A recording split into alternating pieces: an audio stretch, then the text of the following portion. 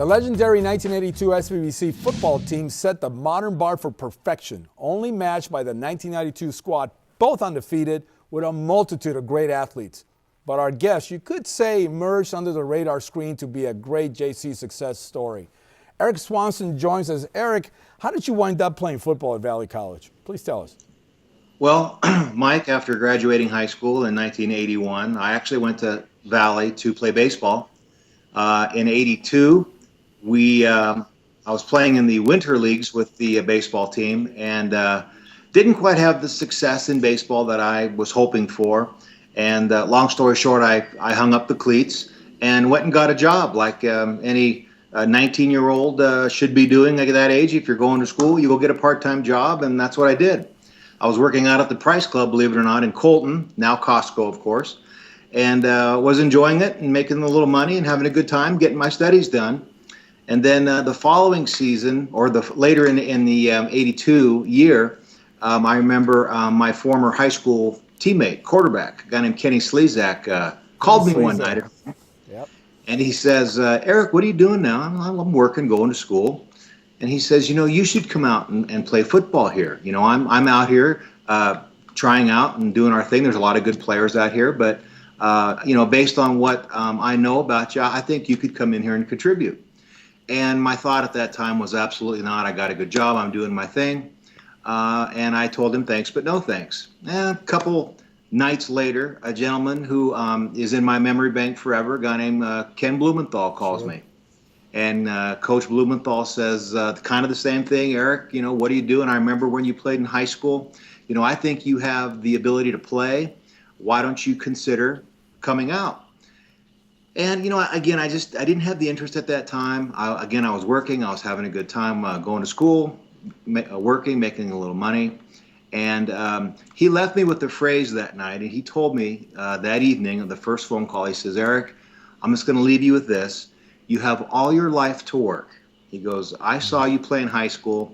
You should give this some serious consideration. And so I sat on it for a day or two more, thought about it, and figured, I always felt that I had a burning something in my body telling me I shouldn't be done with this. I should keep playing. Something all along, I always felt I never reached what I felt I should have reached in the sporting world. So I decided to come out and take a look, and Valley was doing their two-a-days at the time. So I come out there and run around for a good couple weeks and felt that, there's a chance I might get some playing time. I can contribute here. And so that's really how it started, is the 82 season at Valley. I came out there as basically, I wasn't contacted. I take that back. Gene Mazzei did show up at my high school one day before I graduated high school and introduced the idea of junior college versus going on to a four-year school, which Valley was the perfect answer for me because I didn't get any looks out of high school. I didn't have any offers of any kind. The Inland Empire was not a recruiting hotbed in 1981. There just wasn't a lot of colleges coming into Pacific High School in San Bernardino, knocking the doors down to sign people. So Valley was the great launching pad for me. I made the error of trying to play baseball. I probably should have went right into football and gave that a go, but yeah, live and learn. So that's pretty much how I ended up playing football at Valley College. That 82 season, I came out late. I had a lot of catch up to do.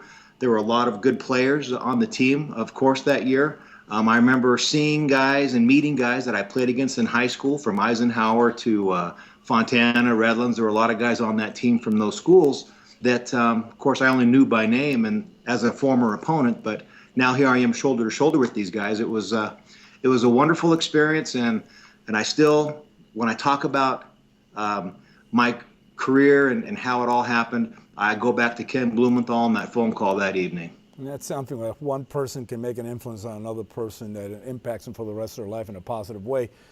Expand on the 82 team. That team is one that is really, like I said at the beginning, the measuring stick. That and the 92 teams are the two greatest teams record-wise that Valley College has ever had. But it went beyond just going undefeated, untied. I mean, you did some amazing things that year in 82. Talk a little bit about some of the highlights of the 82 team.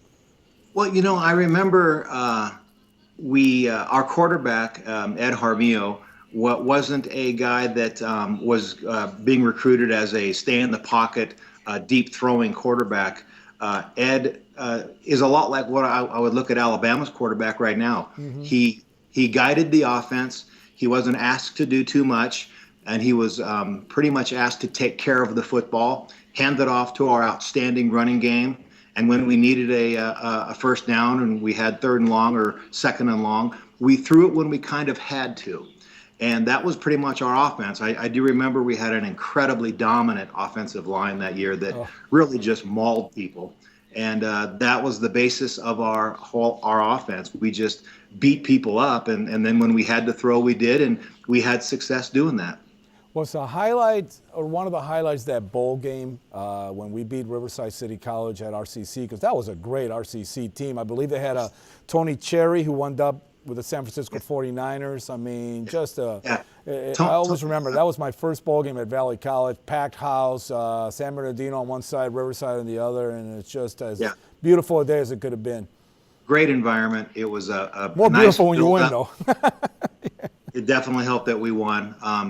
It was a great environment. The Inland Empire, in those days, that was a very rewarding experience, because I think we actually had hoped Valley, we wanted to go on to a bigger bowl, as we would say. Mm-hmm. And I think they just created that bowl that year for this game, because RCC did have an outstanding year as well.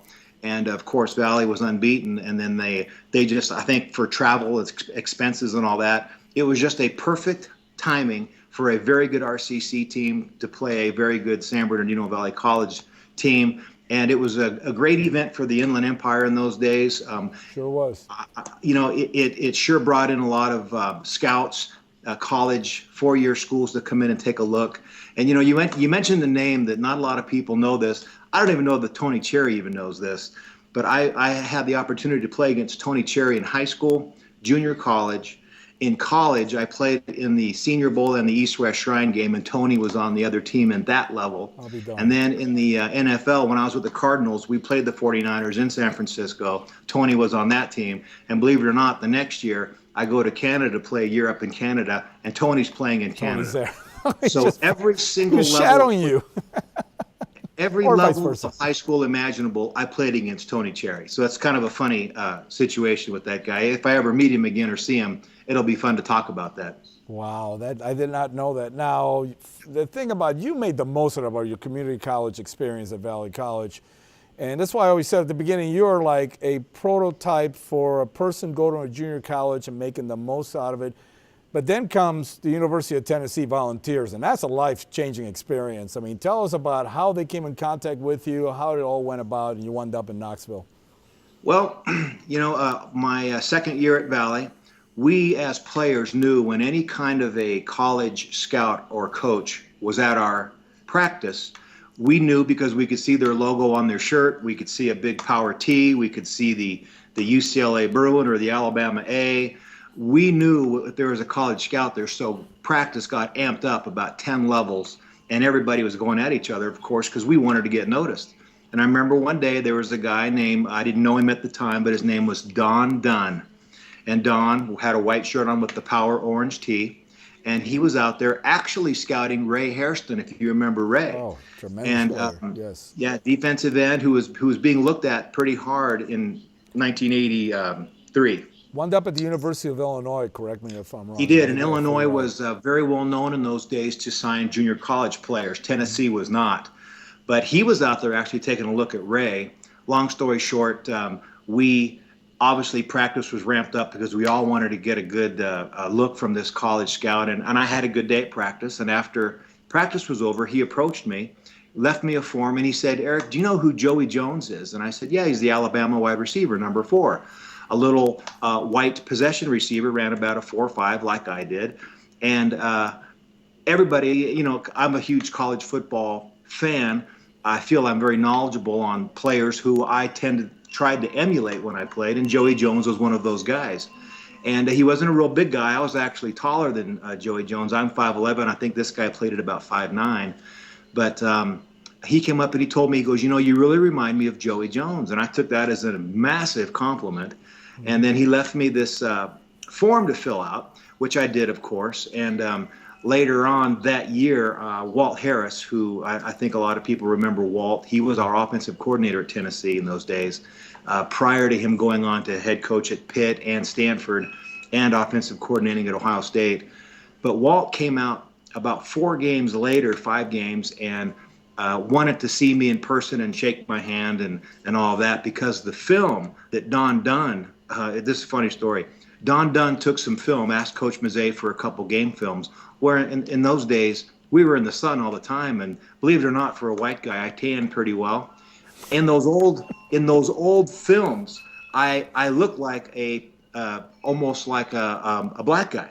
Mm-hmm. And they thought, when I went back on my recruiting trip, they were expecting a black guy to show up, and here I get off the plane in my shorts and flip flops, and I think it kind of scared them, believe it or not. Funny thing happened on the way to Tennessee, yeah.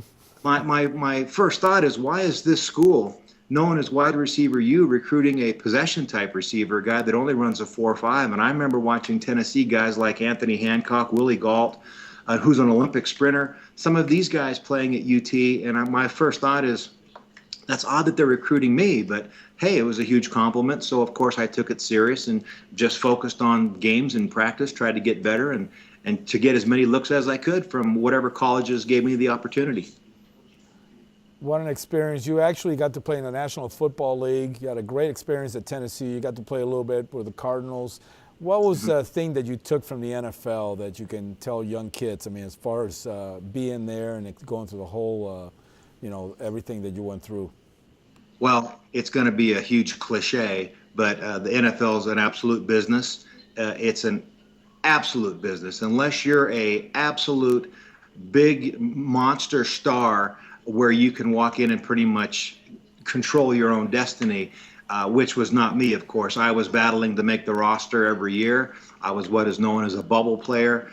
There's hundreds of guys like me every year that sign as a free agent or get drafted, which I was drafted in the 7th round in 1986. But I just wanted to go and try to make the team some way, somehow, contribute on special teams, whatever it took. I just wanted a uniform and a hat. And what the NFL left me is what a great experience, a lot of fun. Got to play in places like the Meadowlands in New York and in Washington, D.C., the Redskins. Got to play in some wonderful stadiums, Dallas Cowboys, the old Irving Stadium. Mm-hmm. Got to play in those games. But for me, every day it was a battle to literally be on the team, because as a bubble player, you have to work your tail off and do something extraordinary each week to keep that suit. Eric Swanson is our guest. Eric, from going from Price Club all the way to, Valley, University of Tennessee, volunteer, the NFL. Can you give us just in a quick synopsis what Valley meant to you as far as your experience and how it's helped you being a businessman that you are nowadays? Well, Valley was my stepping stone. It was my launching pad. I knew, and when I knew when I worked security at the Rams games with you, we used to go down there and wear those yellow jackets that said staff event. Instead of watching the crowd like I was supposed to, I was busy watching the Ram receivers and whoever the Rams were playing that day, I would watch them. And I didn't tell anybody this because I didn't want to come across in an arrogant fashion, but in my mind, I'm watching these NFL wide receivers, and my first thought is, I can do that. I can do that. I can play at this level. Of course, I hadn't gone to Tennessee at that point, but inside I had this burning desire that I can do that. I can do what these guys are doing. And so, I don't know if I've ever had a chance to thank you, but thanks for letting me work those security at the Rams game, because that's when I got to see these guys, and I knew I can do that. Wow. So I just kept working hard, and things worked out, fortunately. But well, Valley Eric, was absolutely. Not enough time. We just don't have enough time to share and talk about great times, but it's a pleasure having you here, and I know you're a busy man. We appreciate your time, and thank you for streaming with us, and hope to see you at a couple of our games, man. You're a true Valley legend. We appreciate your time. Mike, absolutely. And if I'm a junior college coach, I'm scouring the high schools in the Inland Empire, because there's a lot of talent out there that just hasn't been discovered yet. So if any high school players are watching this, if you don't get a 4-year, don't give up. Keep working, because it can happen. All right, Eric. All the best, buddy. See you down Thanks, the road. Mike. Have a good evening. You too. Eric Swanson, ladies and gentlemen, thank you for streaming with us. We'll see you at the games. So long.